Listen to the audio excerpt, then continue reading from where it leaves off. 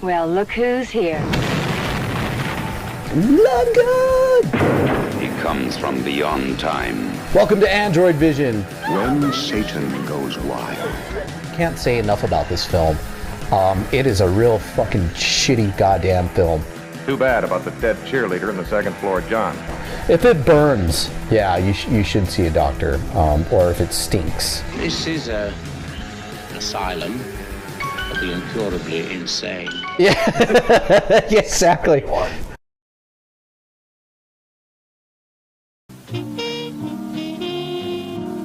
Music to the ears of the hungry. The sizzle of a mouth-watering hamburger. Fresh, lean beef, done to a golden brown. Couched in a soft bun.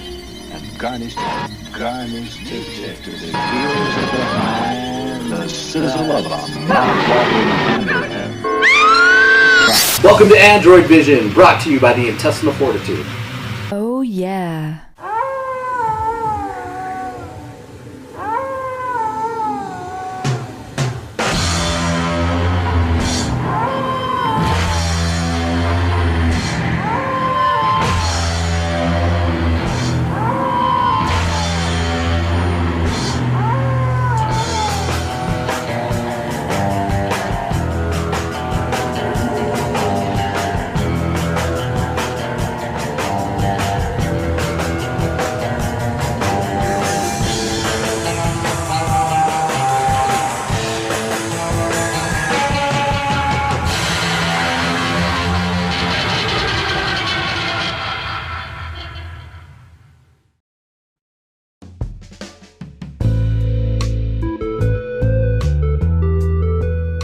Hey guys, thank you so much for tuning into your April edition of Androidvision. I think it's season 5, episode 4? Yeah, April. Right, April. That's right, man. April edition. I hope your allergies are fucking kicking your ass about right now. I know mine are, but I take pills to help me, pollinate. It's being pollinated. The earth, right? Sure. Right? So, kind of hence what's going to be our first PSA, or PSA for this month. It's about unsafe pollination. Yeah, don't unsafely pollinate your partner. Well, you got to make sure that you're clean, that there's no discharge. You got to make sure that basically you're aware that you're not carrying any VD. And if you guys don't know what VD is, it's the old time word for venereal disease, right? so don't go fuck landfills, basically. Right? Be careful. Don't go fuck people who have fucked a lot of other people. I would say not healthily. Is that what I would say? Just use safe sex. Man. But sometimes you can't really. I mean, sometimes people lie. You know how it is. Some people. Condoms, I mean, they're hard. What the fuck? Sometimes they fall off of people, from what I hear. If you're an unlucky fellow, they'll fall off. It happens to everybody. Yeah. Well, not me. Well. But thank God. Yeah. That'll help. Yeah. I don't have AIDS. I don't have to get an AIDS test, by the way. I'm positive you don't. Yeah, I already have it. Right? Because what happens when life gives you lemons? You give it HIV. You give lemonades. Yeah. That's what you do. So, all right, guys. Tonight's PSA is going to be 1974's Talking to Your Teenager About VD. It's not a crime. It's not a crime. It's a disease. We got to stop treating it as a disease. I mean, as a crime. Sorry. So, there you have it. There'll be a lot of people locked up if they got arrested for VDs. Yes. It's not, the stigma's got to go. Yeah. It's just got to go. So 1974's Talking to Your Teenager About VD. Enjoy.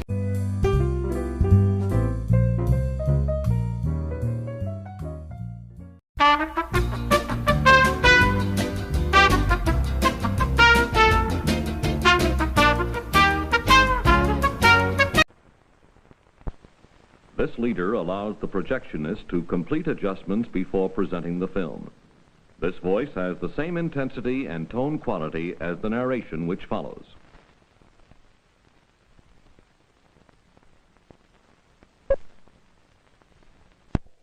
You've got what? How could he do something like that? He's probably ruined himself for life now. I hope he didn't tell anyone else. We've got to keep it quiet. Guess we should take him to the doctor, but let's make sure he doesn't report it. If he reports it, everyone will know. It's not our fault. Is it? Maybe you should try to talk. I think it's too late. I really should have spoken to him sooner. You know, he never tells us what's on his mind. He never did. Maybe we just didn't listen. They're talking about venereal disease. It's not a crime. It's a disease. There are thousands of scared kids like this walking around with VD. If we discuss it openly, we can cure it, even prevent it.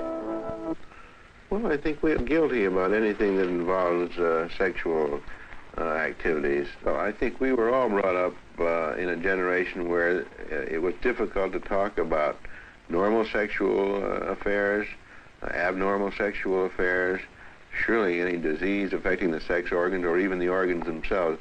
I hope we're coming out of that dark age. How wide and deep is the gap between generations? Listen to this group of teenagers in an unrehearsed discussion. They and Dr. Chaucer were filmed at different times and edited for this presentation. So easy. That was really great, you know? It's so easy. You see, you don't think it's an easy task all the time. Sorry. Did she tell you what was it would have been? I don't know. I got nothing on it. Didn't have enough. Today, I'd like to start out by talking about communications among yourselves and your families. And I'd like to throw out a question and see how you react to this. What are some of the differences between the way you would talk with your parents and your friends? If you tell your friend something and you say you want it confidential, then it'll stay confidential. But not if you tell your parents. And your parents usually don't understand what you mean anyway. Or they'll say, oh, that's not important, but it is. Or to you it is. If you tell your parents something confidentially, they'll tell it confidentially to their best friend, and they'll do the same, and it's all over town. It always cocktail parties, you know. Plus the fact parents don't have the same problems that we have. The kids you can talk to because they're in a lot of the same situations that you are. Yeah. You have no trouble, you know, talking to them because they understand you more than your parents. The things that I go through as a teenager now are not the same things that they went through as a teenager, and they are not able to accept what I'm going through.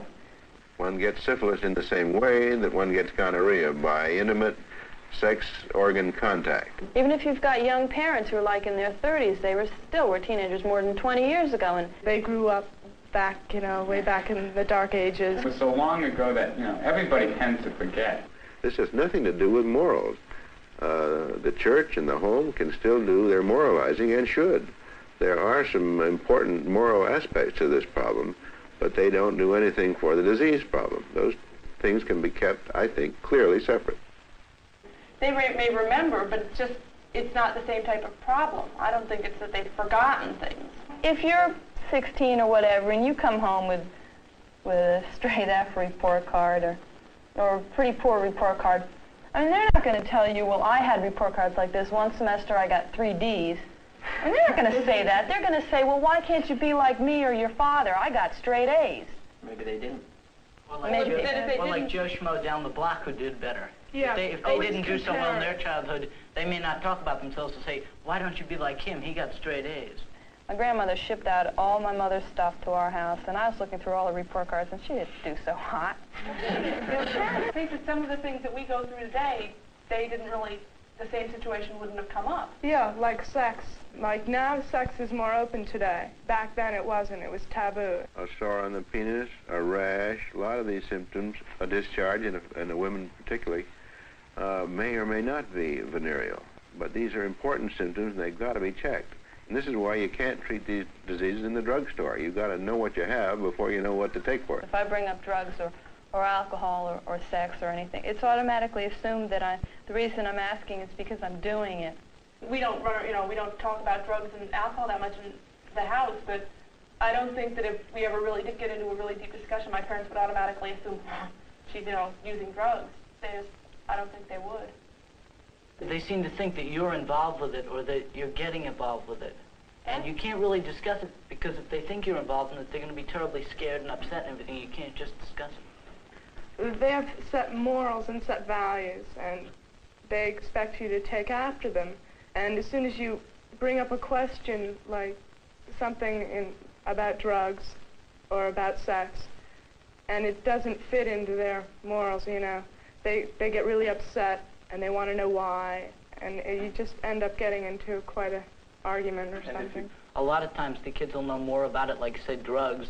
The only thing the parents know is what they've been fed by the sheriff's office or something or other, some propaganda.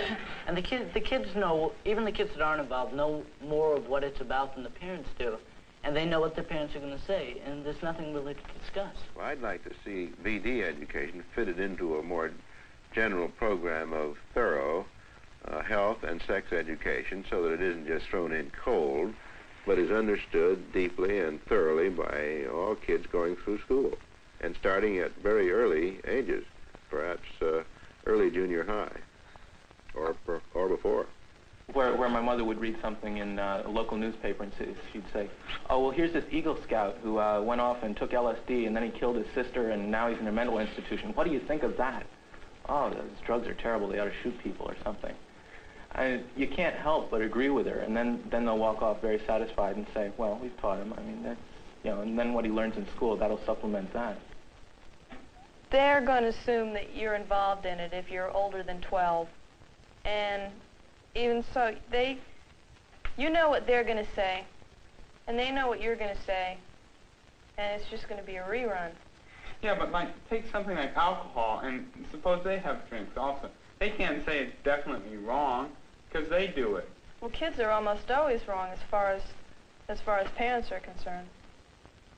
A lot of times, my parents and I, you know, have fights over who's right and who's wrong, but it's not like they're totally blocking out the possibility that I'm right, because a lot of times I am, and they finally see it. Well, my parents think that I'm too young to know anything. You know, if we get into an argument, I'm not old enough to be smart enough. You know, I don't have enough knowledge yet because I'm only 16. Well, I think there's one point for the parents, because they have more experience, you know. A lot of the things they've lived through already, so they know what happens as a result of certain things. But, you know, which the experience is something that kids our own age do not have. And I feel that sometimes this really helps. But I think a lot of times they really do know what's going on. You know, we're just, I don't know, we just don't want to go to them. And, But you really don't want to go to them and tell them everything that happens because you don't really want to hurt them. As far as you're concerned, it's considered funny. But your parents take it seriously, like it's the greatest tragedy of the world. Or else they don't take it seriously enough. Like, something to you could be really, really serious, and they'll just kind of brush it off as not that, you know, serious or anything.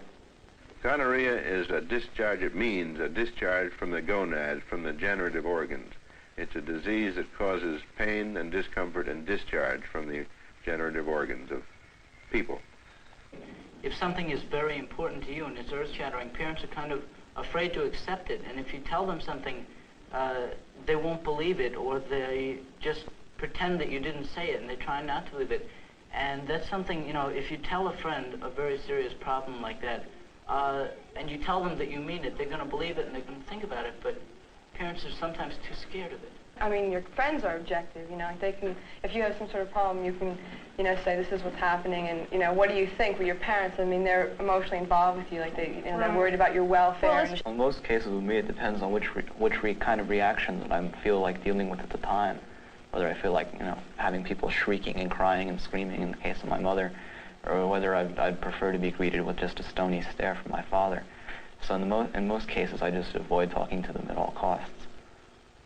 Like, if I told my mother in confidence, then she'd tell my father, because, I don't know, well, he's included in the confidence, according to her, but, so I don't really say anything really serious to either one of my parents, but not so serious things, I'll talk to my father, because my mother just carries on for hours on end about everything. I think it would probably have to be my father, because he's less infected with this I'm the parent and you're the child type thing. And maybe it's because of his job. My mother used to be a teacher, and he got a different job. He can be more objective about things like that. My mother takes too much of a domineering role, and my father can really discuss things and listen to someone else's point of view and things like that. But in general, like Karen said, with a really serious problem, I wouldn't discuss it with either of them. In the male, in the man, it's an infection of the front portion of the penis. The tube that lines the penis becomes inflamed, becomes very painful to pass urine, and there is a whitish drip at the end of the penis which indicates trouble, and in general men go and get treatment because they're very uncomfortable. As far as serious problems go, I don't think I can talk to either of them, but when it comes to something like, you know, schooling or college or something that's important to me but not a serious problem, I suppose I could talk to my father better because he seems to understand more. With women, the situation is unfortunately quite different. Can we take a look at this chart? What this is actually is a female cut in half. And I'll just show you what we're talking about so that we can describe what happens in gonorrhea. Begin with, this is the outside, and this is the inside. This is the tube through which the penis passes. This is the womb. This is the tube and ovary. This is the tube through which the urine passes. This is the bladder. This is the rectum. This is the backbone. Now, in gonorrhea, the cells lining the tubes into which the penis enters in intercourse, the birth canal, if you will, the vagina, are of a type that the gonorrhea organism does not grow well on. So that in a woman, the organism sets up its infection here in the mouth of the womb. In a man, if you remember, the infection is different. It is in the canal here that through which urine passes. This also can occur in women.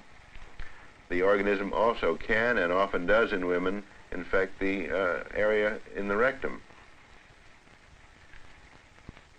In later stages of gonorrhea, this infection in the mouth of the womb, which the woman feels not at all, this is not a sensitive area, she isn't aware that she's infected, can spread up through the womb, out into the tubes and ovaries, and cause severe permanent damage to these organs, these internal organs.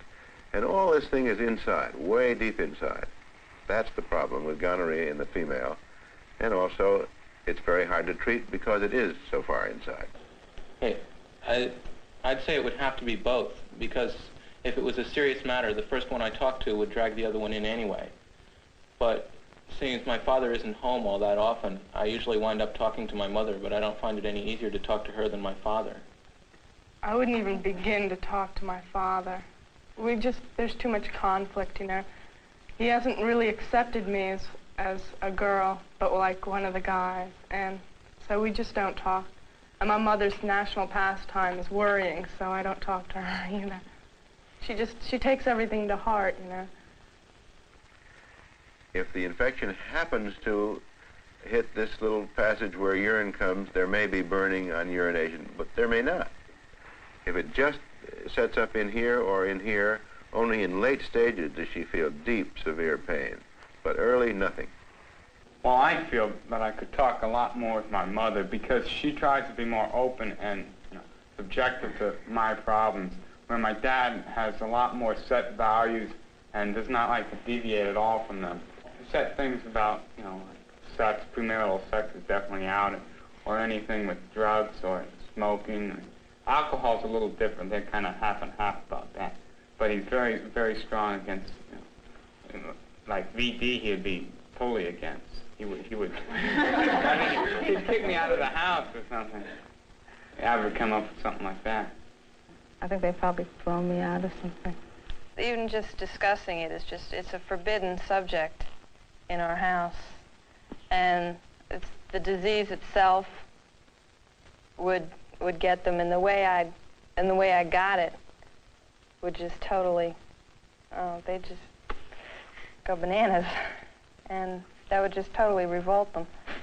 It would be too much of a shock. It wouldn't be VD itself, it would be how I got it. When she gets what is called a tubo-ovarian abscess, a real big, severe infection in the tubes and ovaries, yes, there's pain then, but that's some weeks or months after infection. All that time, she has been very infectious from this infection here in the mouth of the womb, of which she had no indication or only a very slight discharge, which for many women is essentially normal. The last thing I'd ever do is tell anybody in my house. I think I'd like to go to my parents. I'd like to be able to share that kind of thing with them, but I think that not only would their opinion of me change, like just at that moment, but an overall opinion, like somehow in the future, like, that was one thing that might lead to another, and their whole opinion of me would change. When we spoke about the complexity of gonorrhea in the female, and female don't come to it, you have to get them in and tell them that they have been exposed to a male and therefore they probably have gonorrhea. If you're sure what you're dealing with, there are a number of drugs, but they vary, that are effective. One is a variety of kinds of penicillin, the other is of various types of mycin drugs. So these are potent antibiotics. They must be taken in proper quantities for proper length of time, and checks have to be made to be sure the cure was complete. The first person, and probably the only person that I really talked to about it, once a test came up positive, would be my partner, and tell her, that she has it, and get us both, treated and dealt with. I think the idea of the other party is very important. That's probably one of the first things that crossed my mind, because this kind of thing can travel in like a huge chain. It can involve any number of people.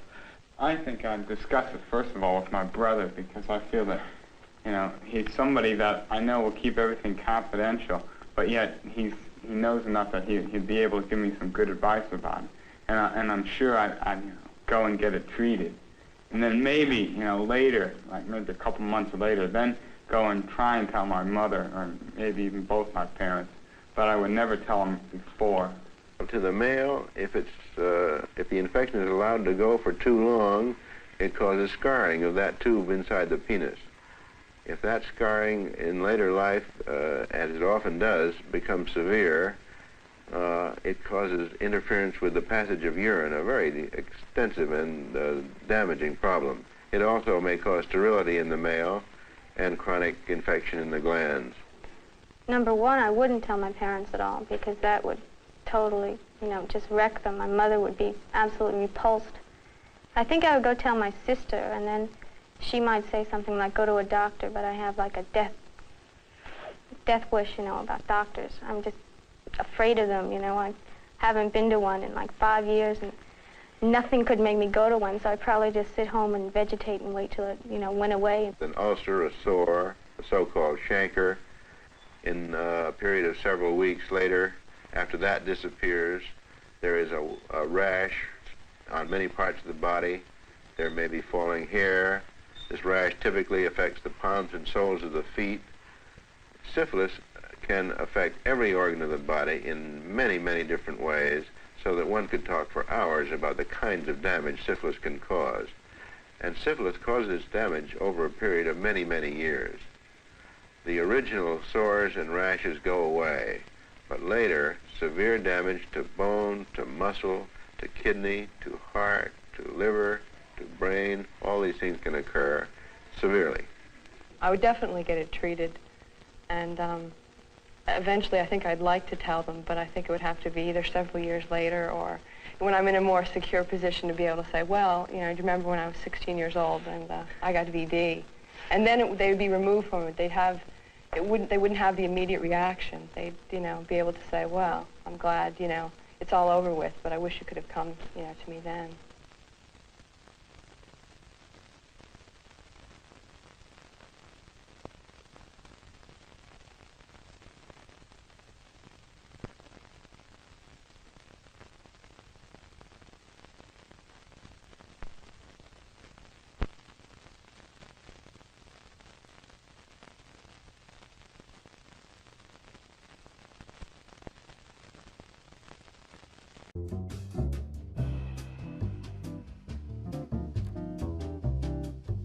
Hey, thank you so much, guys, for tuning in. I hope you enjoyed that last PSA. Remember to roll a condom down, get checked, don't have multiple partners, and if you do, just be safe about it. That's all I can say. If it burns, you probably should go see a doctor. If it burns, yeah, you should see a doctor. Or if it stinks. You should probably see a doctor. Or if there's a green discharge coming out of your pee hole. Or if you're rapidly losing weight and gaining spots all over you, Yes, Yeah, that if you're rapidly losing weight and getting liver spots on your face, or if you're getting sick really easily, you may want to go get checked out by a doctor. Yeah.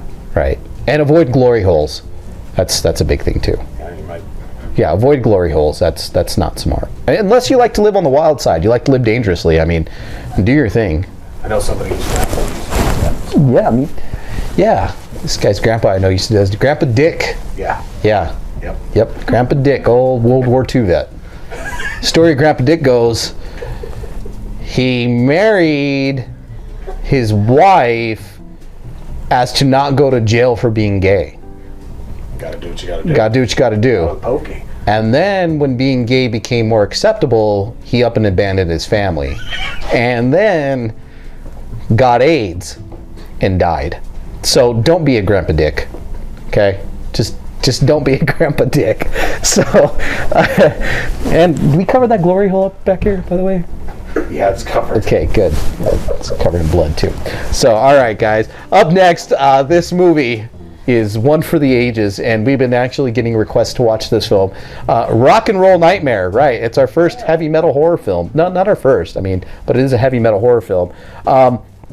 When a hair metal band goes to a farmhouse in the middle of nowhere in Canada to record their upcoming new album, they find themselves confronted by the devil himself. Grandpa Dick. No. I think Grandpa Dick... Yeah, I don't know about that, but I think Grandpa Dick would have liked the star of this movie. We'll talk about him a little bit more, but this is directed by John Fasano, known for Zombie Nightmare and Black Roses, which is another heavy metal horror movie, and Zombie Nightmare was made a little bit before this, who also stars. This movie was written by John Mickle Thor, aka Thor, who also was in Zombie Nightmare, and he's known for his band Thor. And fake kidnappings, and bodybuilding, and erotic dancing, and also steroids in Mr. Canada. So, yeah, he's known for that. And this movie is also starring John Mickle Thor. Right. So, Rock and Roll Nightmare, I can't say enough about this film. It is a real fucking shitty goddamn film. But it is so shitty, we had to show it on Androidvision. It's so notoriously shitty.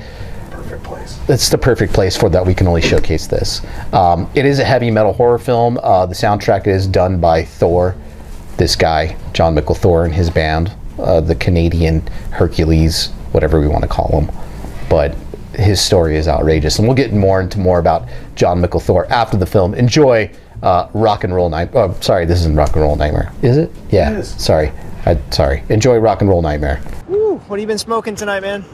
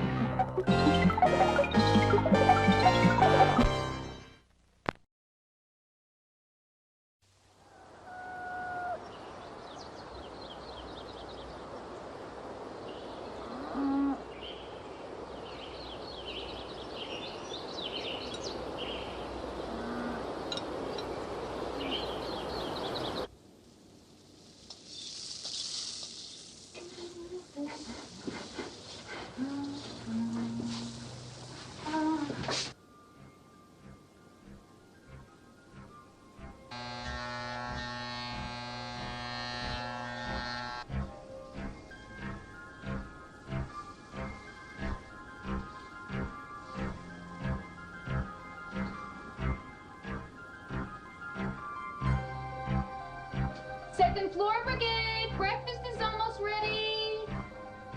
Okay, Mom, don't scramble the eggs without me.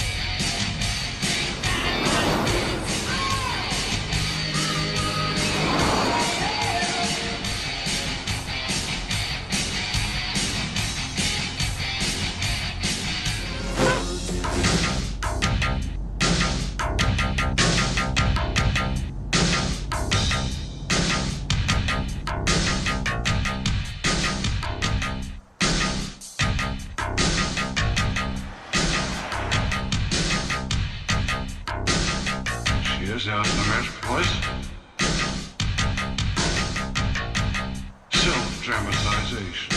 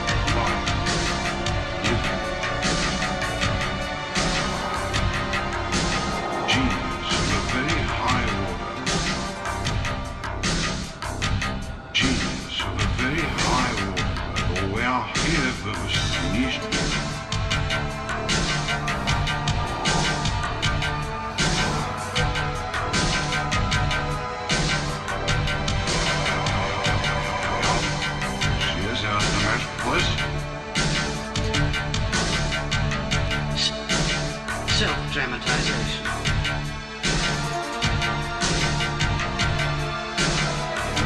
Genius of a very high order. Fact, fiction.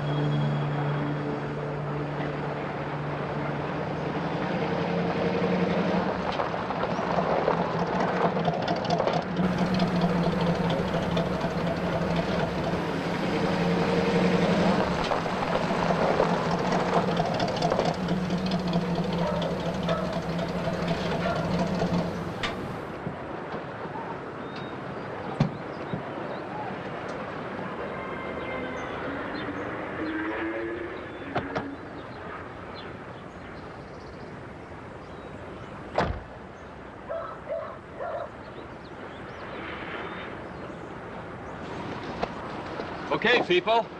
Here's your new home for the next 5 weeks. It's a goddamn farm! Hey, no one's lived here for 10 years? Relax. Would I pick a loser? Now, we have all the comforts of home here and none of the hassles. Gas and electricity's been turned on for us, but there's no telephone and no TV. Besides, you guys never let me get to the but. But, in yon barn-like structure, we have constructed a 24-track recording studio. Let me guess, to record roosters in the morning? Nothing to break our concentration and plenty of rooms so everyone can get a little privacy. Hey, really, mate? What are we supposed to do here? Rehearse, lame brain. City soften your ears and your arms. In our last gig, he didn't even play the same song we were playing.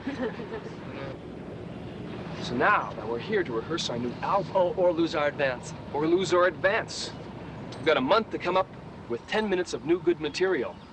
And we're not going anywhere until we do. Friggin' great. But why Canada? Because Toronto's where it's happening, man. The music, the film industry, the arts. The only way to get you guys to rehearse is to lock you in a place where you have no distractions, nothing to do but play. Back to nature, huh? No hot tubs, no dynasty. It's kind of like a vacation. I like it. You would. Come on, you two, don't start. Rod, let's go find a clean room. Okay, listen. Dinner will be ready at 6. He'll have a quickie band meeting, and then we start our first rehearsal. So that gives us about 2 hours, okay, to get settled in. And by the way, I'm doing all the cooking. Great, just great. First of all, we have to take in our own baggage because you're too cheap to get us a roadie, and now we have to eat your cooking. Sticky baby, why couldn't you become a coke dealer or something sensible? Hey, Carl, come here. I just want you people to meet the man who made this all possible, okay? This is Carl. Come over here. Hey, Carl. Call the caretaker. Let's hear it. And he's just... Hi, gang. How are you? You'll have to excuse me. I'm just going to go talk to Carl for a minute, okay?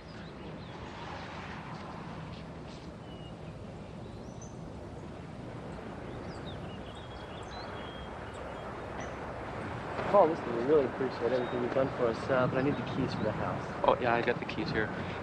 You know, I wanted to tell you, you know the barn over there? This one? Yeah, yeah, the big barn there. Yeah. You know, that recording company, RCSA, right? They came here with Alice Cooper. Yeah. Yeah, the keys. And they built a recording studio up there, 24 track. Right for the keys, I'd like to have. Yeah, I have the keys here. Good. And, Can I? well, I want to tell you something, though. This, this is not the first band that's been here. No, you know? really? No, we had Bob Stewart here. Rod, did he have yeah. the keys? One key? Did he have one? Hey? The key? No, never mind. Oh, okay. Yeah, and also there's a room up there. Yeah. In that house there, and there's a piano bed in there. So it's what? It's like a real piano, and it's a bed shaped like a real piano. Oh, yeah. Right? And it has the keys and everything. No, it doesn't have any keys. No keys. Neither do I, Carl. I need the keys. Oh, what didn't you ask? Sorry, There I you guess I wasn't thinking. Thanks for your help. go. You'll see.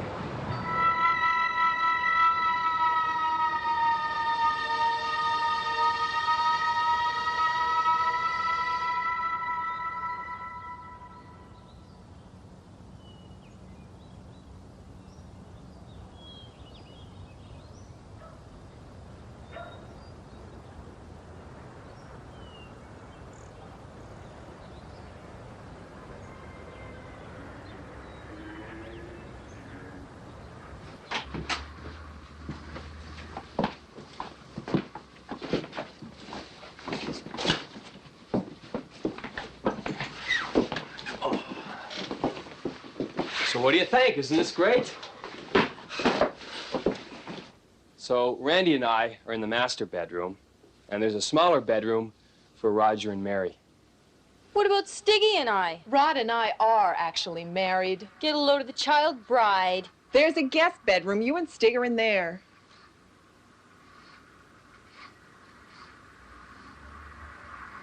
And we'll put Max in the office on the second floor, because we moved the cot in there. And Dee Dee, we'll put you on the first floor, because there's a fold-out bed in the den. And I'm on the couch in the living room. Where else? Okay, you guys get settled in. I'm going to lock up the van. See you guys later.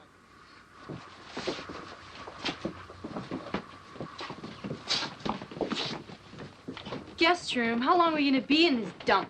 Till your boyfriend learns which hand plays which drum. No sweat, sweet knees. Great.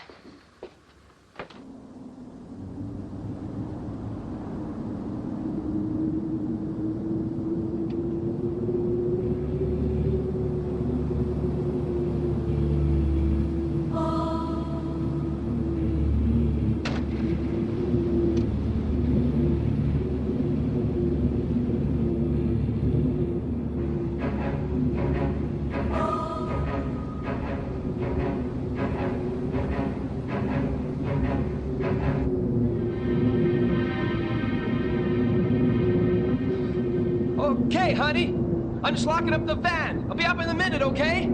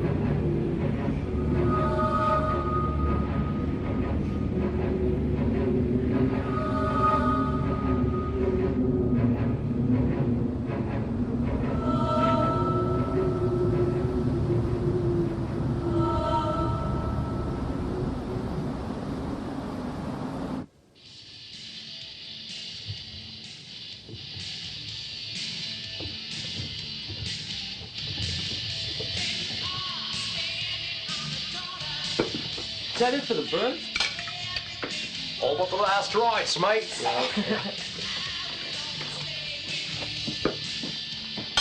Well, you outdid yourself tonight, Phil. I'd like to propose a toast to Roger and Mary, who started off Triton's biggest year yet by tying the knot. Yeah. Cheers. Mazel tov, thanks.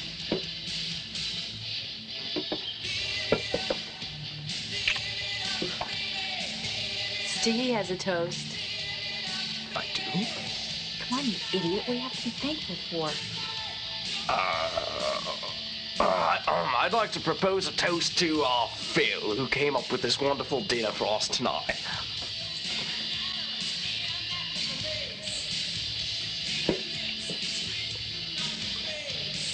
So how do you like your rooms? It's just wonderful, John. Really great. There's no place we'd rather spend our honeymoon than with the band. Thanks, guys. Mary, I feel like I'm welcoming you into my family. My room's fine. A little empty. But fine. Okay, it's time to see how much of our music we've all forgotten. Rod, Max, Stig, let's tune our weapons. Well, girls, it looks like we have the dish duty again. I'm afraid I don't do dishes. I'm not a housewife. Who is she? Look, only a bad cook doesn't clean up after dinner. Okay, girls, let's go cut some grease, huh? Ajax, boom boom, blue duck, ba-da-da. Let's rock and roll! Yeah!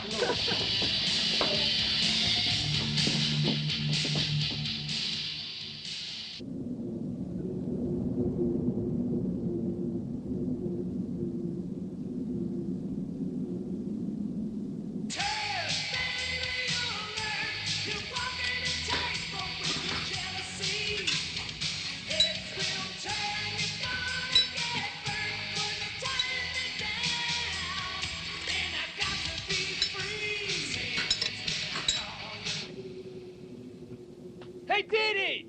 We're almost ready! I'll be right there.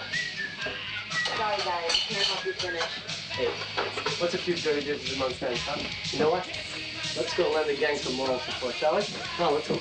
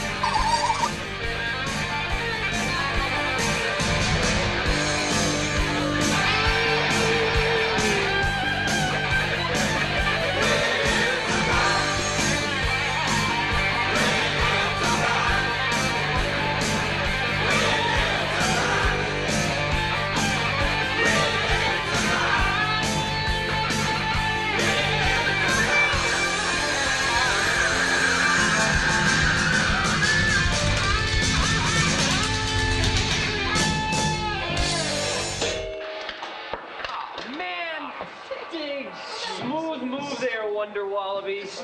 Hey, hey, relax, guys. Stig will get you another one. Everybody take 5. It's not my fault.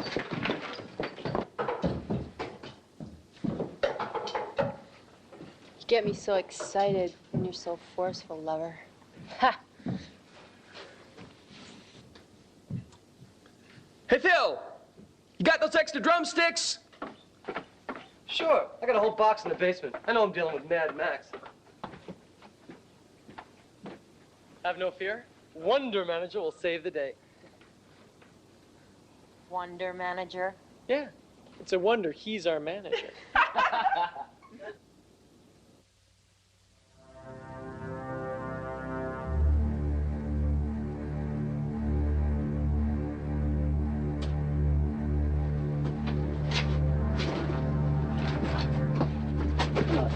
Hey, where'd you put those things? Hi, Phil. Luann, you scared me. I'm sorry. Shouldn't you be upstairs? Upstairs? Everyone up there only thinks about music. They're not like you. You appreciate the finer things in life. You know what appeals to a woman. I do? You know what makes a woman hot. You should go upstairs. Stig is gonna be wondering what happened to you. Why? What's gonna happen to me? Luann, I couldn't. You don't really expect me to believe that, do you?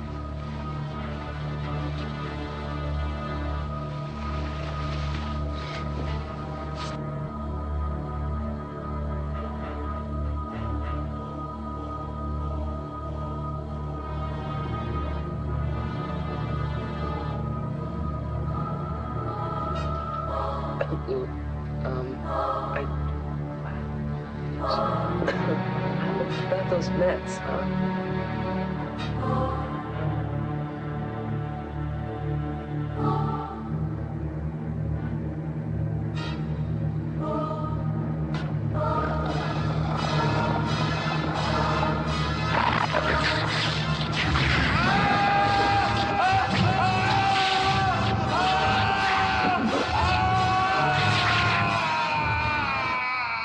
That was Phil. Come on!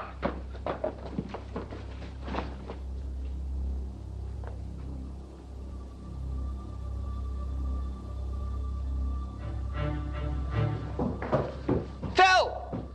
Phil! Hello, everyone. Phil? Hey, Phil! You all right? Well? And he's not over by the stairs either. Where could he be? I don't know. Phil's irresponsible. They're not this much so. We've had our excitement for the night. He's probably pulling our friggin' legs like the time that he booked us all into the same hotel room in Boston. He probably didn't even come down here. Let's check upstairs. Oh, they've got a point, honey. Let's go check upstairs. Well, it sounded like the scream came from down here. You're right. Let's go upstairs.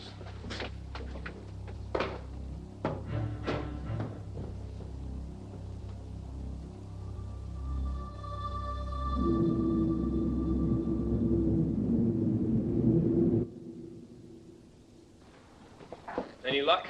Sniveling git's not out at the bloody house. That's an understatement. We've been all over. Nothing. I even looked in the attic. Phil can't be in this barn.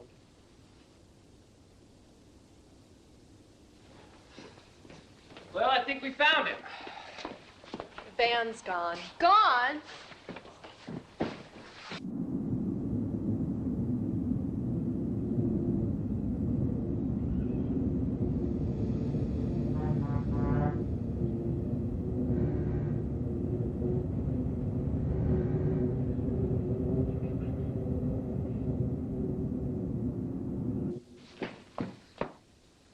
This is marvelous. Here we are running around like a bunch of lunatics, and Phil's run off to town to get plastered. He stranded us, a loser. Well, that's the last we'll see of him till morning. Come on, let's call it a night. No mystery. Phil went into town. Yeah, why? The drumsticks. He probably forgot to pack them and went into town to get some. Come on in the house, big fella. You go on ahead, Randy. I'll be up in a minute. Don't be too long, honey. Your singing's bred out the beast in me.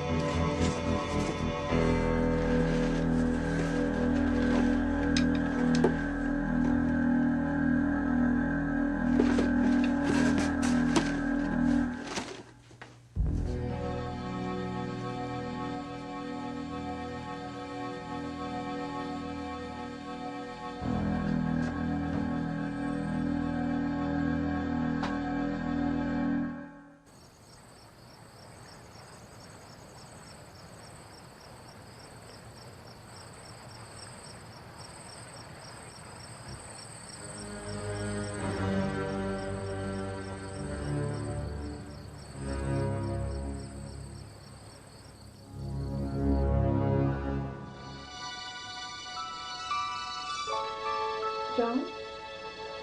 You know, we are on sort of a vacation. Does that make you feel romantic? What's that, hon? John's right, and you haven't heard a word I've said. What's on your mind? I don't know. Maybe it's Phil. It's not like him to run off like that.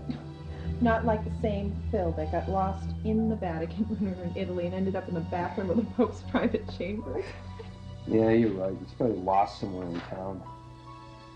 Now, about what's on my mind. What's that, hon? I'll tell you later.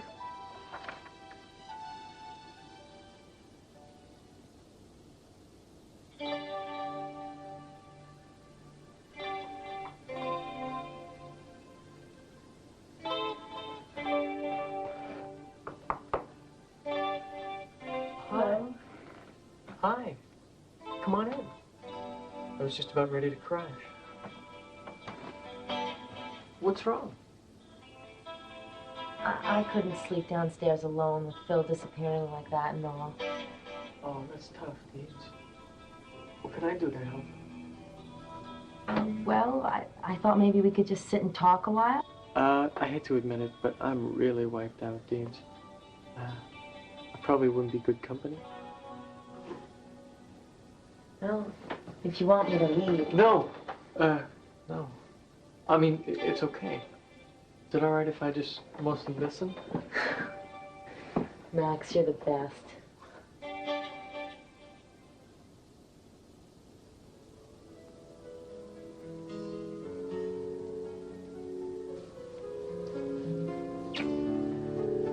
Mr. Ebert. Hello, Mrs. Ebert.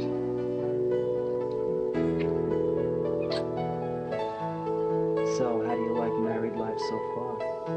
I love being married to you. And to Dee Dee, and to Phil, and to Stig, and to Luann. I know. I'm sorry. I know how important this is to you. Would you rather have our honeymoon someplace exciting, romantic, like Hawaii or someplace? No, it really doesn't matter. The view would be the same.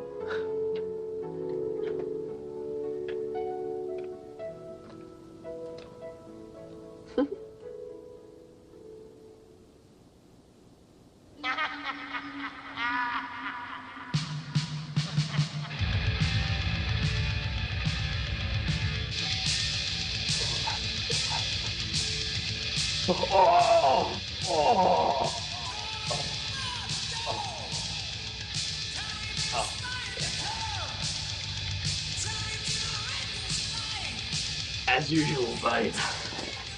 The best. Yeah, see, baby, dynamite. Well, I'll be right back. I'm just gonna go shake the monkey, eh? Dream the dragon. We live to rock. I'll be back.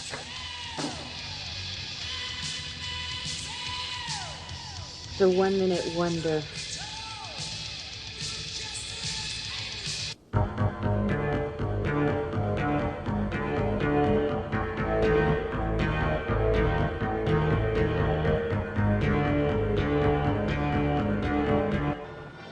And that's when I knew music was going to be my life. I feel like I'm opening up my soul to the audience. And to you. Max, I think. Max? Max?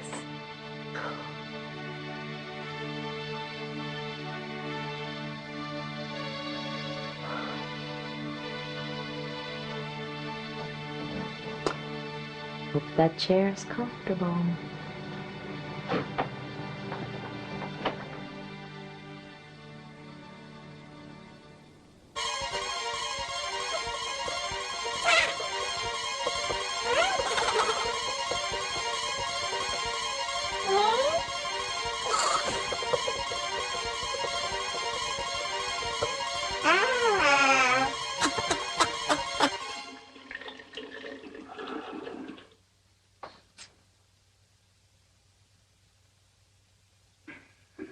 What a lucky girl she is.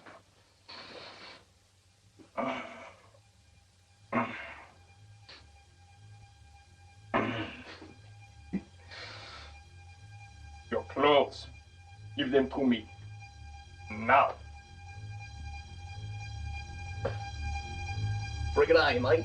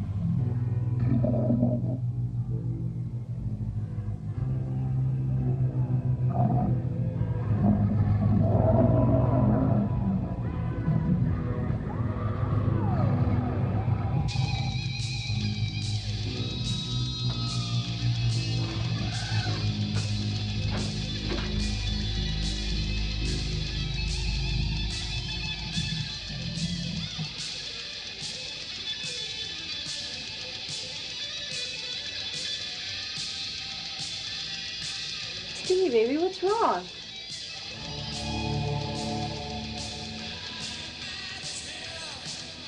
What do you want?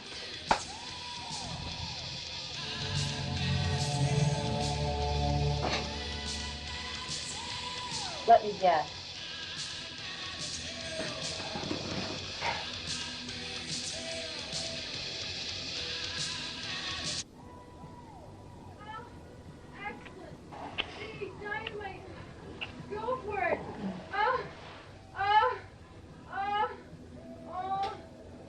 Oh, boy.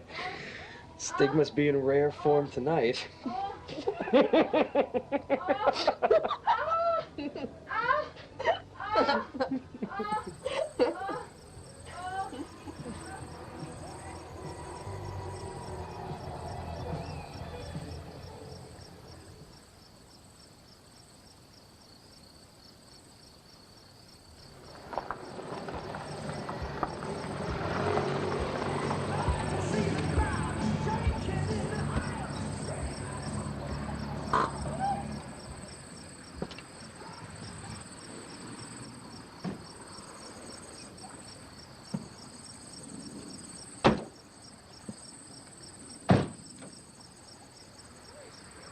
Cindy, are you sure this is the place? What am I, a retard?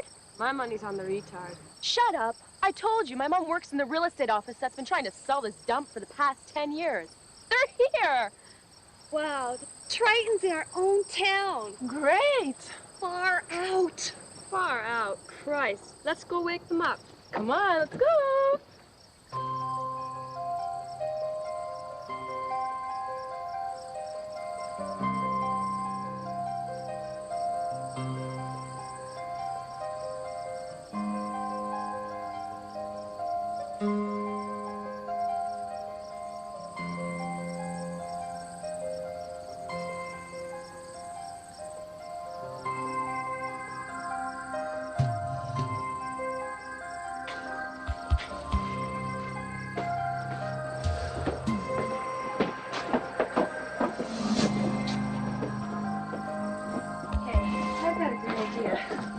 Let's check them out in the morning. Wait a minute. I thought you said this was pretty far out. Go ahead now, knock. Good evening, girls. Hi. Hi. We're the Mississauga members of the Triton fan club. I'm Cindy Connolly, president of the club. We heard that the band was staying here. So resourceful of you. Very attractive young ladies. Why don't you come in?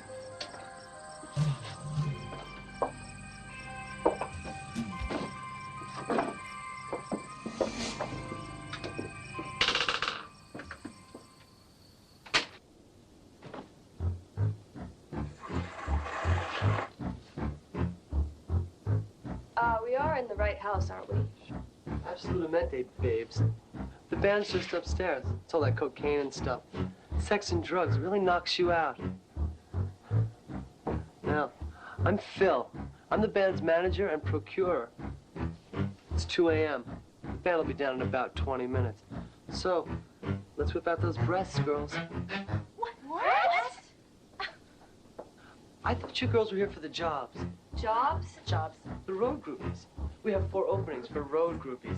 So you travel with the band, and you grind the cocaine, you scream and faint in the audience, and you keep the costumes pressed. Now, I don't have all night, so let's whip out those bazooms, huh, babes?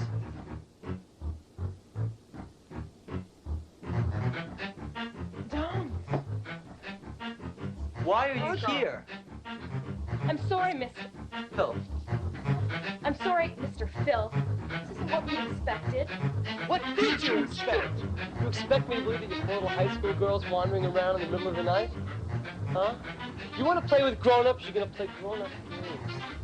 I have positions to fill in this organization, and the 4 of you are going to fill it quite nicely. We have to get home. Quite Out of nicely here. Out of indeed. here.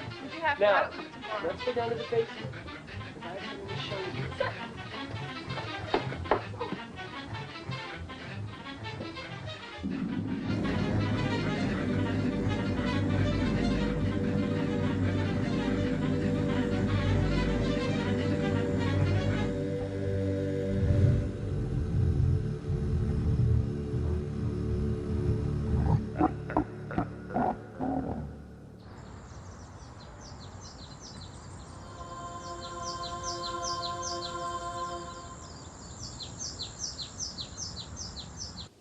I'm sure Phil's not dead or anything, or he would have called. It reminds me of the time we were partying with Nick and Bianca, and Phil spilled the vodka martinis all over the guy from RCA Areola. Definitely a case of shake it, not stir. I'm afraid I've married an octopus. I'll finish those up, Rain. Well, shouldn't you be up? Okay, you hurry up, you two. We're gonna be ready to play in a minute. What? I thought you said you were gonna help me, not yourself. I'm sorry. Whenever I see you doing something so domestic, my boner can't help itself. Well, grab a towel from the cupboard and give me a hand drying. Okay.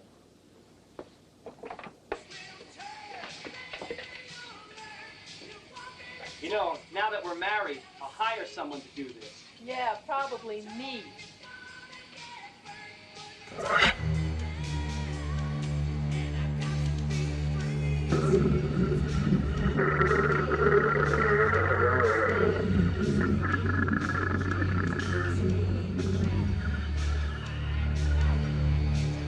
Hey, where's my towel boy?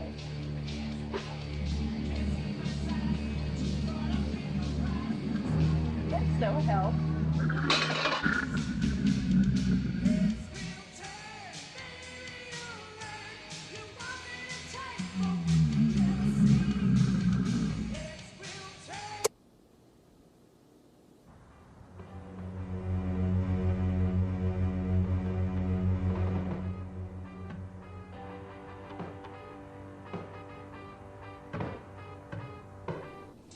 Hey, Max, where's Rod? I think he's in the house.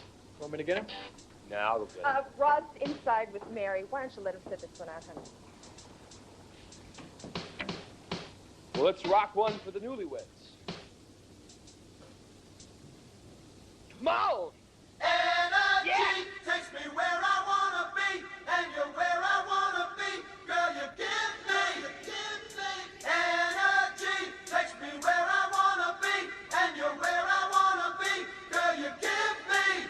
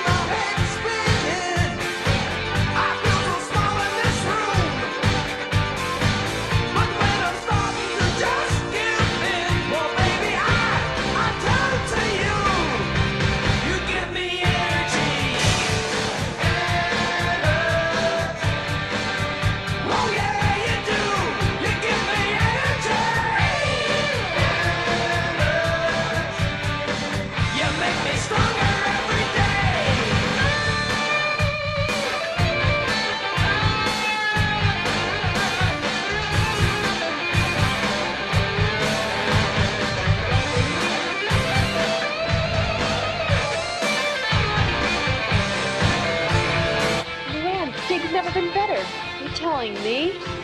Whew.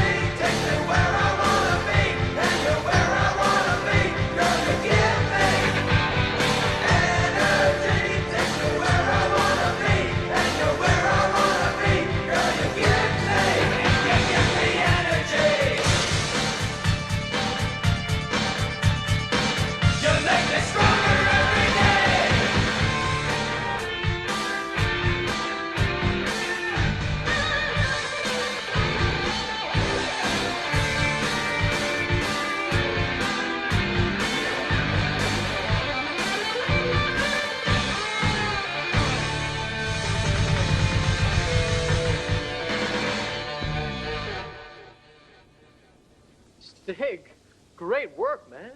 Yeah, see, I told you this vacation would do us some good, huh? Yeah, I feel like a changed man.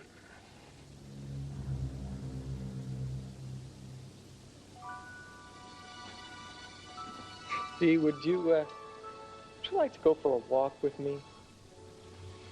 Hot playing lover boy. Why don't you come and show me some of those new moves of yours? Sure, Luann. Let's take a walk in the woods. There's a little cozy lake I'd like to show you. Very private, I hope. Very.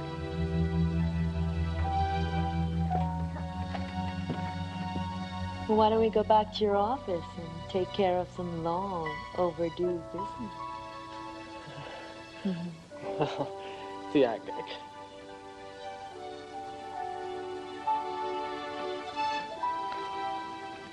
Dee, did I ever tell you how much I respect you?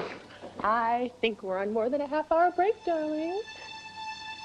Yeah, I see what you mean. Well, it is the start of the trip. And they are studio ready, so hey, let them enjoy themselves. Roger and Mary and Max and Dee Dee and Stig and Luann. Doesn't this give you any ideas, hon? Yeah. I gotta start working on that new love song.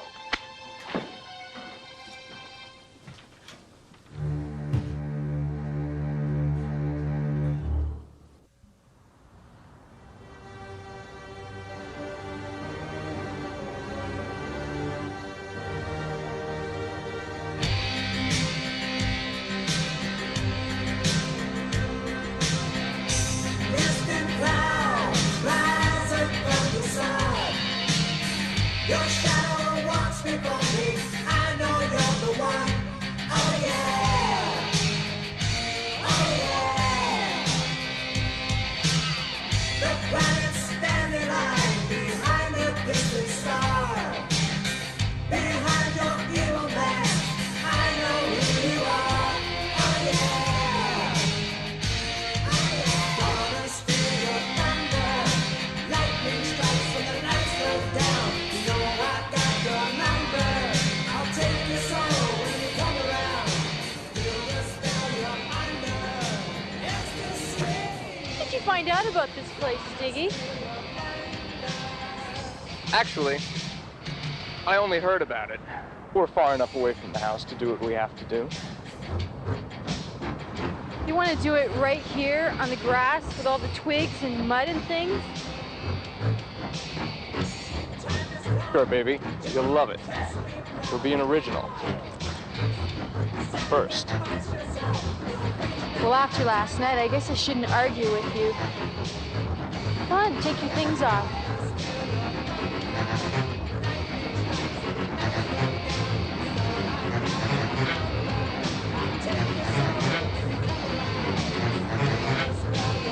Ready? So am I.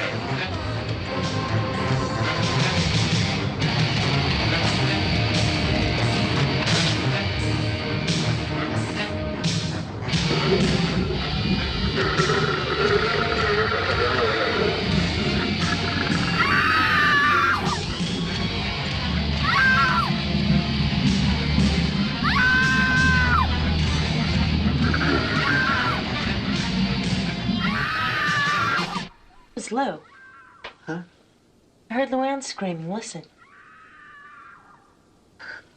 Sounds like Stig is giving her what she deserves. How about me? Am I giving you what you deserve? Oh, yes. Yeah.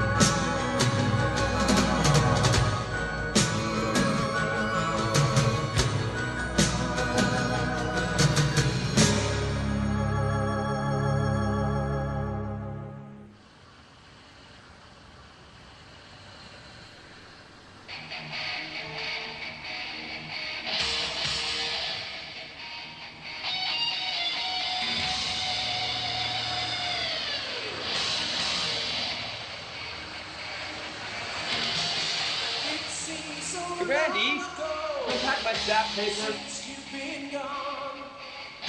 Got left in the briefcase, hon.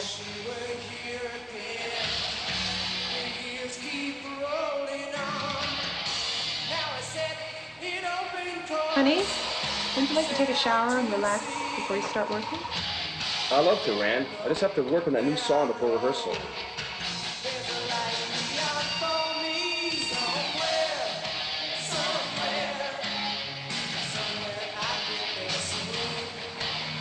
We're talking into it.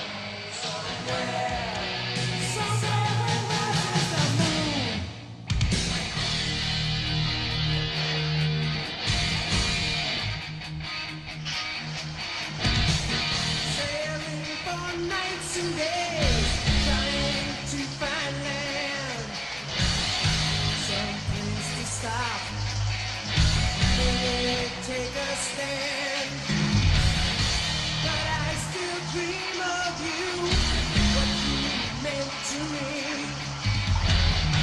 But when I wake up, I must face reality. Somewhere, I've went missing. Somewhere.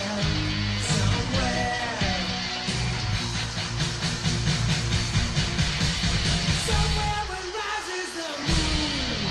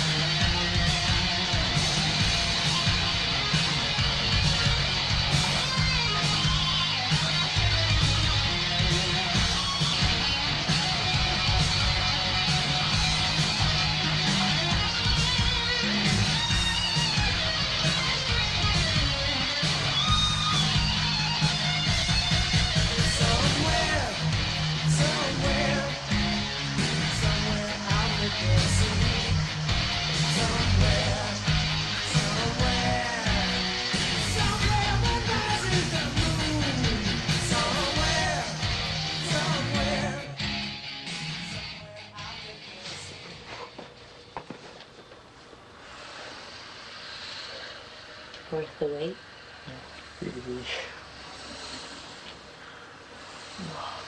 You don't know how crazy it made me, seeing all those guys at the concerts falling all over you. Well, I remember a few thousand teenage girls who wanted a piece of you. Maxie boy, come on. Why did I have to wait so long?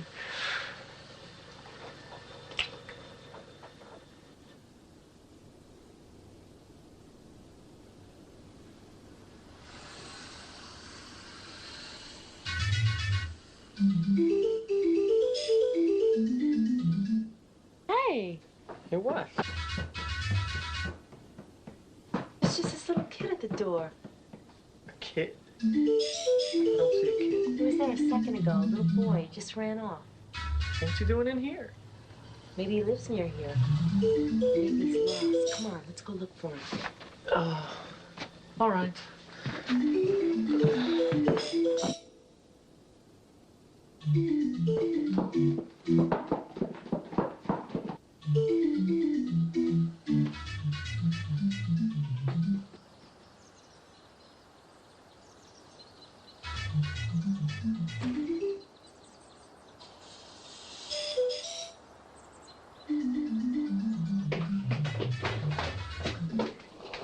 Come on, little guy. He's heading for the barn. Come on, let's go.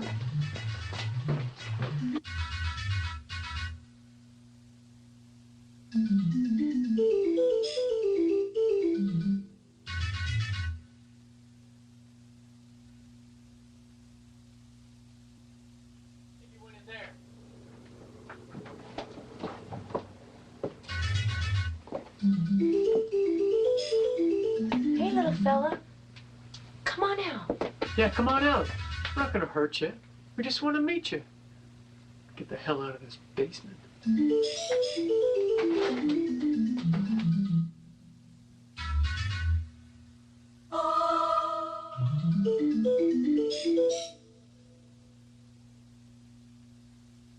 see him. Where? Something moving back there. Hey, come on out, little guy. See? We're not gonna bite you.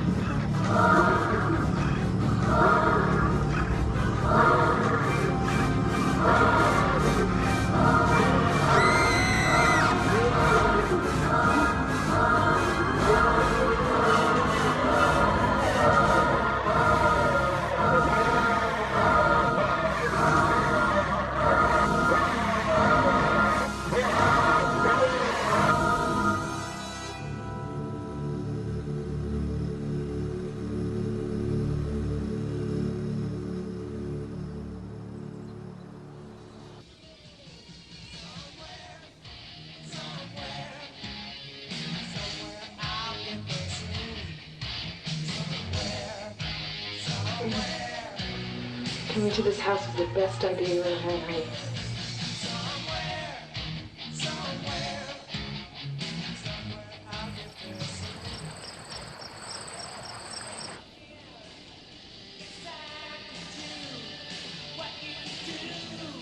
Enough is enough already.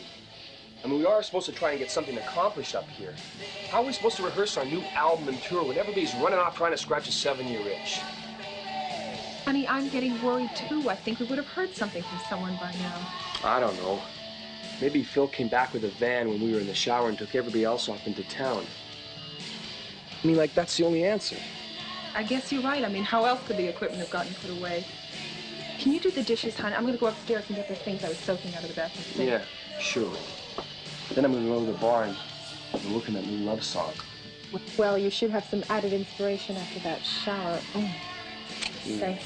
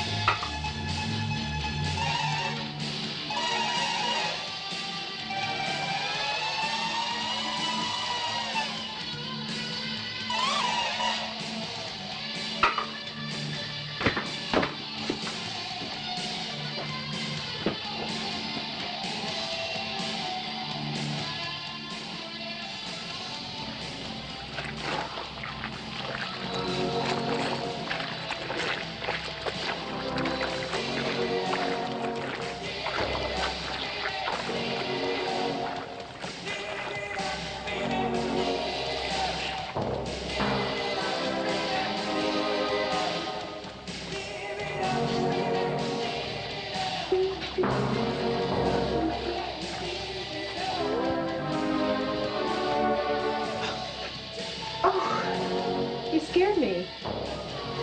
What are you doing here, little boy?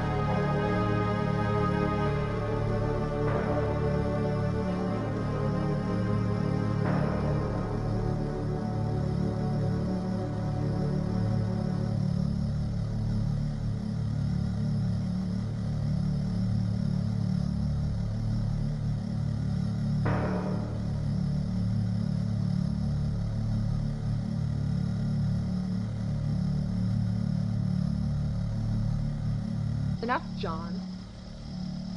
What are you talking about, Randy? We have to stop pretending. The guys won't be coming back.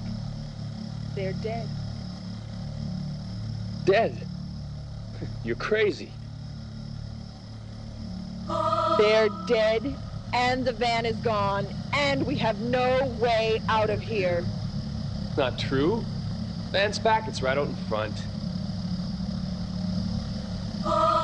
Can't be. Look, Bill and everybody's around here somewhere. Don't worry, for crying out loud. You haven't been listening to me. I told you they were dead, and so am I.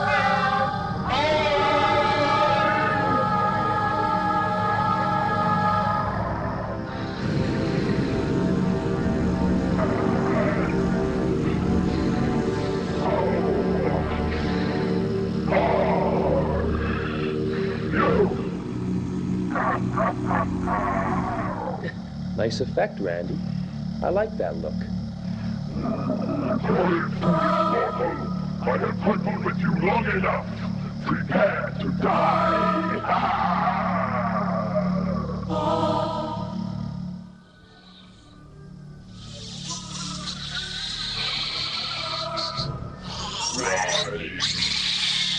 Rise, my brethren. Join me in the world of the living. We must destroy this human interloper. Rise and destroy him and touch you, the slimy humans who have invaded our home. Rise and join me.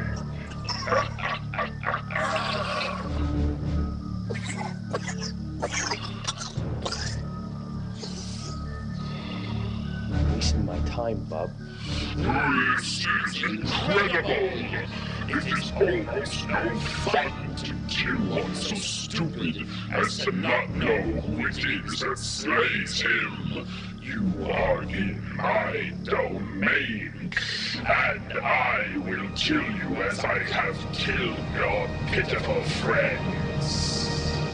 Ah, you've killed no one, bub. What? Or is it less familiar to call you Beelzebub? Or do you prefer Abaddon? Or as the Hindus called you, Shaitan? Or as you were known to answer to Ahriman, Belial, Apollyon, Asmodeus? You see, I do know you.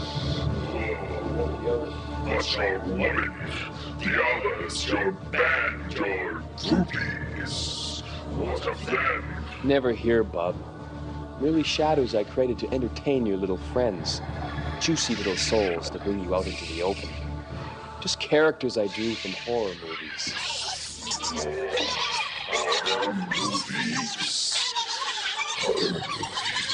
Yes, that's where I saw that nerdy bass player before. Yes, and the one with the guy with the hockey mask. I've been here all alone. Can't you see that now?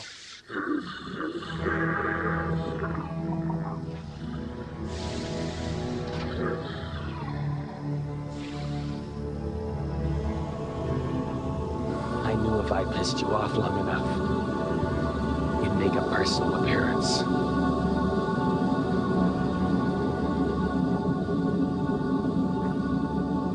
I am the Intercessor.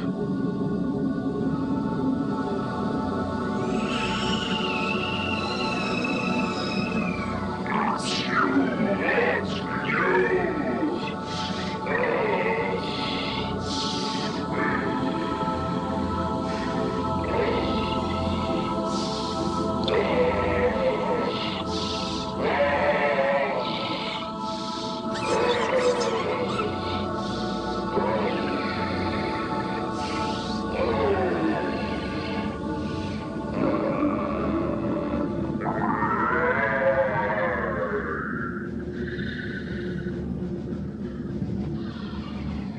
I am Triton, the Archangel.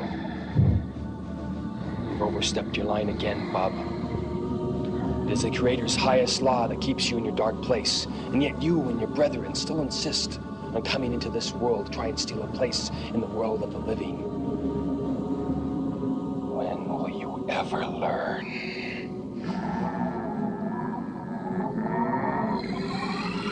So, you wish to battle with me again? This is the last time you interfere with my plans. Today, you will be the loser.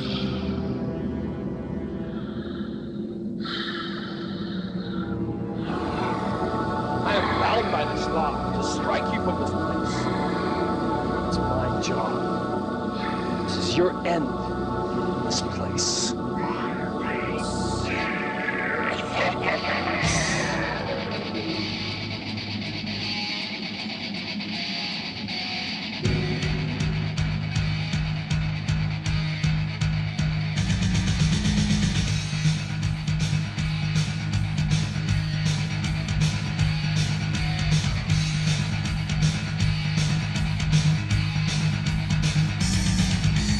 Riding down the highway.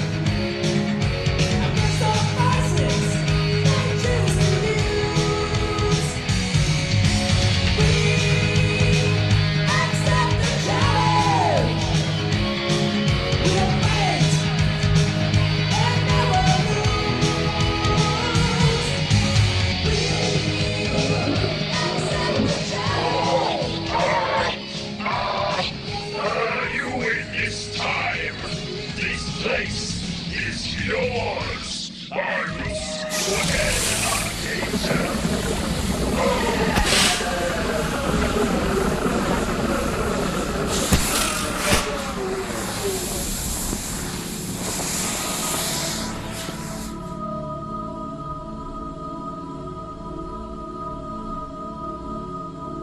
see you again, old scratch.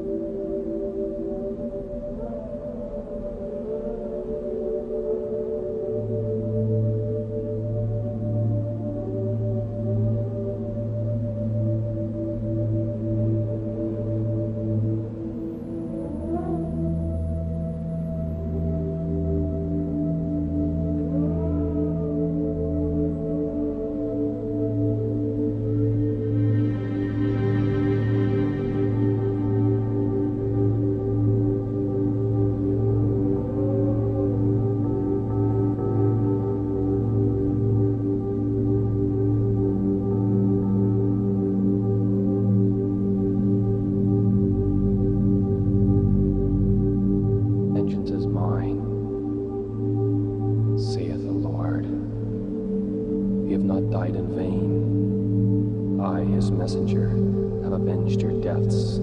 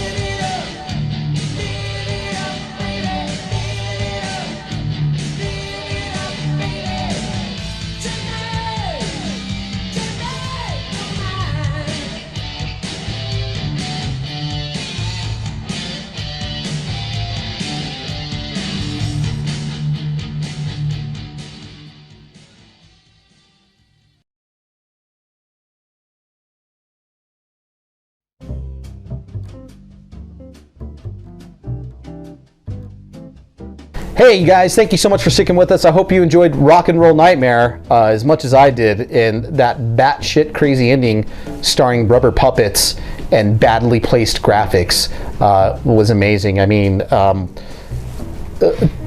really wish Troma would have kind of gotten involved and distributed this, or at least they could have called Troma in for some type of consultation of how you do a freaking low-budget horror film, because these guys had no fucking clue what they were doing. Essentially, it was just somebody taking a camera with really good, you know, editing equipment and film footage and to a farmhouse and filming a movie and hopefully something happens. Some interesting facts about this film, and I told you guys I was going to get into the star of this film, Thor. He's a Canadian self-styled heavy metal bodybuilder / comic book hero / male dancer who has worked in the fringes of the entertainment industry for years. And he basically he writes his own music, okay, and it shows. Basically derivative of bands from the 70s. So like those 70s big, you know, rock and roll bands, Kiss, whatever, you know, just real loud, you know, just, you know. He was supposed to have toured in 1977. They debuted their album. This tour was going to overshadow, like, it was going to be an arena stadium tour. It was going to just overshadow anything that Kiss had done or any of those bands had done. And they did have their 1977 album, Keep the Dogs Away, but due to career difficulties, including, if he is to believed, kidnappings, an incident which he was kidnapped. Yeah, this is true. John Micklethorpe says he was kidnapped. That's why the tour never took off. So why he could never, yeah, millions of dollars were lost because of his kidnapping as a result of a dispute between his manager and the record company. So nobody knows who kidnapped him, but he did disappear for a week, and he was kidnapped by unknown forces. Yeah. So the tour never happened. I mean, it was set to go, man. They had the stage props, everything, and millions of dollars were lost. So, and surprisingly, shockingly, this film was just shot in 7 days. That's right. Wow. Yeah, and edited in 7 days as well. So the film did, though, shockingly come 10 minutes short of its required running time. Hence, the director and John Micklethorpe filmed a sequence where John Triton, John's character in this film, was just driving around aimlessly with the band at the beginning of the film to fill in 10 minutes of time. So, to the farm. So hence the prolonged opening and the prolonged shots. Real shitty. Yeah. The beginning. Yes. And there's a sequel to this movie. Oh. Yeah. He says the fans wanted it. 2015 sequel, Interciser? Yeah, I can't even. Intercessor. Yeah. Another Rock and Roll Nightmare. This is released due to little fanfare. By popular demand. This guy is his biggest fan. Should have just thrown a temper tantrum like Uwe Boll. Release it. Yeah. He does get called in to do shows here and there, mostly in Canada, mostly on the East Coast. He'll play like little rock fests. And he's not as buffed as he used to be. He doesn't have as much hair as he used to. So he's kind of got the Guy Fieri look. And he wears a fake armor that looks like he has big pecs and a six-pack. Sure. So there you have it. Sure. Yeah, that's it. Yeah. So in Rock and Roll Nightmare, man, I hope you guys enjoyed it. And I'm sorry to anybody who didn't, and I will never show that movie again. We just had to show it one time.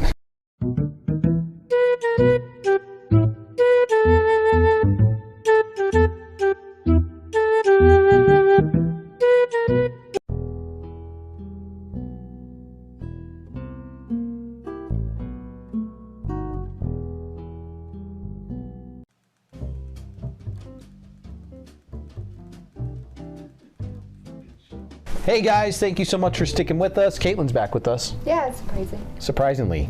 Yeah. And you had any crazy events happen in the desert? Yeah, it's just hard to leave the desert now. You're a desert lady. Yeah. Can I call you a lady? You're not a girl. I'm a nice lady, nice and proper. Yes. Yeah. Yes, Satan's bride. It's true. I'm his little lady. Yes, you are. All right, guys. Again, as always, we got 4 questions from you from our mailbag that we need to empty out tonight. It's full, it's engorged, and we need to spew it out all over you. It's as if it hasn't been emptied in a month. It's retaining some mail. It's just filling up. It's filling up. Your mailbag is full. It's full. Right, cool. So for our first question for our April edition. What is the beer that E.T. gets drunk on? Wow. Thanks. Not like that. I can't fucking seen E.T. a million times. Coors, naturally. That's his favorite beer. And you got all these new E.T. commercials coming out, and they're not even having him drink now. No. He's a family man. Yeah. At least fucking introduce him to some White Claw. Ooh. Did you try White Claw? Oh, it's so gross, and it gives you the worst headache. No, I'm not a fan. Yeah. What's your favorite? Well, I guess I don't really have a favorite, but I do like Modelo and Corona. There you go. Yeah. If I do drink, which is very rare, I'd probably have to do like Stella. Yeah. There you go. Stella Artois. That's my favorite. Stella! There you go. So, cool. So, yeah, Coors. You think I'm a fucking amateur? Get out of here. Is Jeopardy asking questions? Exactly. It is. Go! E.T. segment. Oh, no. All right, go. No, you're good. Oh, shit. Calm down. Sorry. No, you're good. Go for it. What are your favorite based on true events horrors? To Androidvision. Oh, this is from Killer Sue Stabbington. Wow. Based on true events horror. Off the top of my head, Amityville Horror. That's a good one. Anything involving the Warrens, basically. I mean, that's a good one, but I mean, we know the Warrens are kind of charlatans. It's kind of come out there now. Yeah, The Conjuring. The Exorcist would be like in my top. I would have to say that's definitely based on a true event. The Exorcist is up there, and that's a pretty goddamn scary movie. I mean, for you, it's just whatever. Yeah, it's like a normal day. It's a normal day. Like my kids walking down the stairs. And yeah, walking down. Cold. They're walking down the stairs like a spider and pissing on your carpet. Yeah, it's another day. They're fine. They're like shoving your. Never mind. So, yeah, I would say The Exorcist is like probably like one of my favorite. And I'm gonna make a confession on the show here. When I first saw the Blair Witch Project, I wasn't aware like that. I totally believed that shit. Did you too, sound guy? Yeah, I did too. Did you? I think because the media hadn't really released a lot Did that fuck with you? Yeah, well, they were trying to. I remember there was a documentary on TV. Why? It's like, we found the footage and they were talking about the movie, so they presented it as if it was real. Yeah. I knew, like, when that came out, I was like, oh, okay, these are actors. Because it wasn't as good. Like, they had some bad, and I knew the guy hosting it or whatever. I was like, this guy's acting. I didn't know that. Yeah. I just watched it on Sci-Fi. Yeah. See, I watched it too, and I was like, oh, why wasn't I there? 2 different people. Exactly. I think I mentioned this before when we talked about the Blair Witch, but it really did for me when I saw Heather Donahue or whatever her name is show up on TRL like 2 weeks after. I'm like, you're supposed to be fucking dead. I have a funny story about that. My one of my buddies was a camp counselor on the East Coast, and he took the kids to go see the Blair Witch, the 13 and 14-year-olds, and he took them to see the Blair Witch and took them back to camp. Dude, he got in so much fucking trouble. Like, so much trouble, dude. He had kids, like, literally having fucking panic attacks, like, at the camp that night. Like, I want to hear what these kids are like now. Like, thinking back on it, yeah. fucking, he created a couple of alcoholics. And some serial killer. Exactly, dude. Hope nobody got hit in their frontal cortex because playing Blair Witch in the woods, you know. All right, so yeah, that I would say definitely The Exorcist would be the top one because that is based on true events. So, all right, cool. Question 3. Dear Virus, what are your top horror movies of the 2010s? Wow, last decade. All right, I got a list. You guys may or may not agree with my list, and I don't give a fuck. But I have a really cool list that I put together. We usually don't do lists on the show, but here we go. Start with number one, because that's how it should start, right? Number one? Yeah, don't. Never mind. No, I'm just gonna. I'm not, no. I gotta find it. I'm gonna spout them off. If I can find my list. Oh, cool. Awesome. All right. I saw The Devil, Tucker and Dale versus Evil, The Woman, Found, You're Next, Maniac, Here Comes the Devil. You love that one. Lords of Salem, which is going to be very polarizing, but I thought that was Rob Zombie's best film, and I really liked that movie. Evil Dead remake, I guess. All Cheerleaders Die is a good one. Stung, It Follows, Death Chasm, The Witch, The Greasy Strangler, which is going to polarize everybody. Hush, The Void, The Babysitter, which people are going to be like, oh, that's just a polished horror movie for Netflix. I thought it was fucking fun. Fuck you. It was a pretty fun movie. It was cool. Heredity and Mandy. So there you have it. That's my list. So those are my top movies. Top 20. There you go. For sure. All right, cool. Next question. See here. Dear Virus, we all know practical effects are the best with horror movies, but do you have any horror favorites that were CGI effect heavy? CGI effect heavy. The only thing like that really, like, I would say hits me would definitely be CGI effect heavy, which they weren't really shitty CGI. I mean, I liked the Thing remake. I mean, a lot of people didn't like it. It wasn't even a remake, it was more of a prequel. And I think they used pretty good CGI in that one. But off the top of my head, I can't think of any other ones because I'm not really a big fan of CGI. What about Evil Dead? That blood was ridiculous. But that wasn't a CGI heavy film. That was the whole gimmick on that film, was like they wanted to use practical effects on that one. I mean, even like as far as like everything, like, I mean, they did use some small CGI in it. I mean, there's movies where CGI can be used smartly.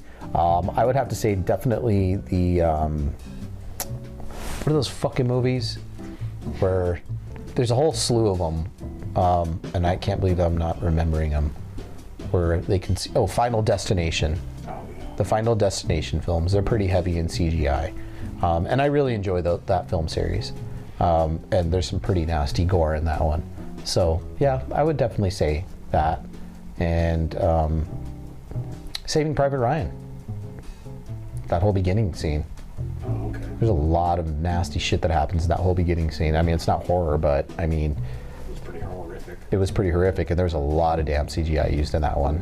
I mean, for sure. So, yeah. God. Oh, I'm sorry. Not you Satan. Almost killed me. Satan bless you. Satan bless you. That was so close. Oh, yeah. Sorry. That's okay. So, all right, guys. That's it for our mail segment. And thank you so much for tuning to your April edition of Android Vision. And thank you so much for showing up again, Caitlin. You're welcome. Yeah, you can go back to the desert, get warmed by the fire, in Satan's embrace.